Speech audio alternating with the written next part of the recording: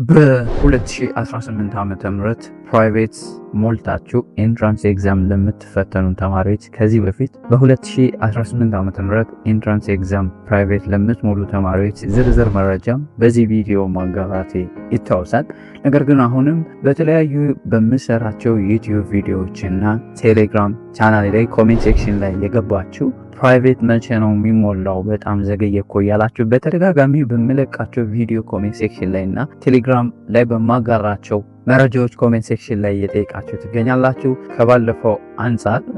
ከባለፈው ፕራይቬት ኤንትራንስ ኤግዛም ለሚፈተኑ ፕራይቬት ከተሞላበት ቀን አንጻር በጣም ዘግይቷል። ግን እስካሁን ትምህርት ሚኒስቴር ፕራይቬትን በተመለከተ በ2018 ዓመተ ምህረት በፕራይቬት ኤንትራንስ ኤግዛም ለሚፈተኑ ተማሪዎች ምንም አይነት መረጃ አላወጣም። ያንን ተከትሎ እንግዲህ እኔም የወጣ መረጃ ስለሌለ ለእያንዳንዳችሁ የምትጠይቁ ሰዎች ብዛት በጣም ብዙ ስለሆነ ለእያንዳንዳችሁ በኮሜንት ሴክሽን ላይ መመለስ በጣም ከባድ ነው።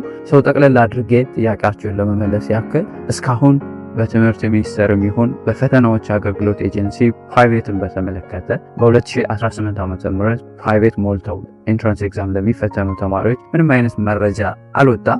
ይህንን ተከትሎ መረጃው እስኪወጣ ድረስ በትዕግስት እንድትጠባበቁ ሪከመንድ አደርጋችኋለሁ። እኛም እንግዲህ ከዚህ በፊት የተለያዩ መረጃዎችን እንደምናጋራችሁ ሁሉ ትምህርት ሚኒስቴር ፕራይቬትን በተመለከተ መረጃ ሲወጣ በፍጥነት በቴሌግራም ቻናላችንም በዩቲዩብ ቻናላችንም መረጃውን በፍጥነት ሼር የምናደርጋችሁ ይሆናል። ነገር ግን ፕራይቬት ለምትፈተኑ ተማሪዎች በሙሉ እንግዲህ እስካሁን ምንም አይነት መረጃ የለም። ነገር ግን ስለ ፕራይቬት ዝርዝር መረጃ ማወቅ የምትፈልጉ ከሆነ ከዚህ በፊት የሰራሁላችሁን ቪዲዮ ይህንን ቪዲዮ ብታዩት ሪከመንድ አደርጋችኋለሁ። እስከዛ ሙሉ ፕራይቬትን በተመለከተ መረጃ ስላለ ይህን ብታዩት ሪከመንድ አደርጋችኋለሁ። እንግዲህ መረጃው ሲወጣ አይሆፕ በዚህ በጥር ወይም በዚህ በያዝነው ወር በቅርቡ የፕራይቬት የምትሞሉበት ጊዜ ይፋ ይደረጋል ብለን እንጠብቃለን። ምክንያቱም አንጻራዊ ከባለፈው ዓመት ስናየው በጣም ዘግይቷል። በዚህ ወር በቅርቡ ይፋ ይደረጋል ብለን እናስባለን። መረጃው ሲወጣ እየተከታተልን ቶሎ የምናሳውቃቸው ይሆናል። ዊ ሆፕ የአንድ ተማሪ ሳምፕል ወስደን እንዴት ፕራይቬት እንደሚሞላ ሁሉ እናሳያችኋለን።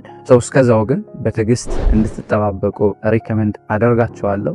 ልክ እንደዚህ አይነት ጠቃሚ መረጃዎች እና የተለያዩ ኤዱኬሽናል ቲፖች በየጊዜው እንዲደርሳችሁ ለዚህ ዩቲዩብ ቻናል አዲስ የሆናችሁ ሰብስክራይብ በማድረግ ቤተሰብ የሆኑ ፋሚሊ የሆናችሁ ደግሞ ቪዲዮ ለሌሎች እንዲደርስ ላይክ፣ ሼር በማድረግ ተባበሩን። መጠየቅ የምትፈልጉት ነገር ካለ አስተያየት ካላችሁ ደግሞ ኮሜንት ሴክሽን ላይ አስቀምጡልን። በሌላ ጠቃሚ ቪዲዮ እስክንገናኝ ለሀገራችን ሰላም፣ ፍቅር፣ አንድነት ይስጠን።